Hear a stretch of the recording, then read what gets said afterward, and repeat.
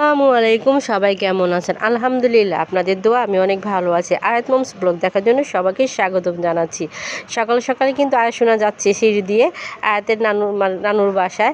আয়াত মামি ফোন দিয়েছে নেহারি খাওয়ার জন্য, তো সকালবেলা যাচ্ছি নাস্তা খাওয়ার জন্য। এই যে ঘরের প্রবেশের দোয়া, গেটের সামনে চলে আসলাম এবং গেটের সামনে এসে ফুলের শুভেচ্ছা নিলাম এবং ঢুকে যাব কোথায়? Sweet welcome to our happy home. এটা শুভেচ্ছা দিল। এবার আমি ঘরের দরজা লক করে ভিতরে চলে যাই। শুভেচ্ছাও নিলাম, দোয়া উপরে নিলাম এবং ঘর প্রবেশ চলে যাই। কি ভালো হলো না? এই যে এখানে কিন্তু আমি বাসা যেয়ে দেখি আমার ভাইয়ের বউ নেহারি কিন্তু একে একে ধাপ ধাপ করে লাগাচ্ছে, কারণ সাথে কিন্তু আরও অনেক মানুষই ইনভাইট করেছে এবং খাওয়াও শুরু করে দিয়েছে।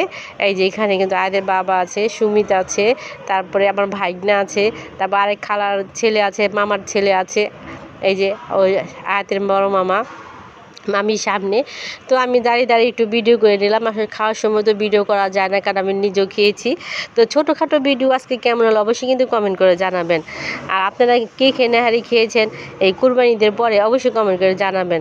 তবে আমি তো খেলাম, মাশাল্লাহ অনেক ভালো হয়েছে। আমার ভাই বউ রান্না করে খাওয়াই দিল, তো সেই হিসাব করে নেহারিও খাওয়া হয়ে গেল। তো আজকের ভিডিওর এই পর্যন্তই। সবাইকে অনেক অনেক ধন্যবাদ। আসসালামু আলাইকুম, আল্লাহ হাফেজ।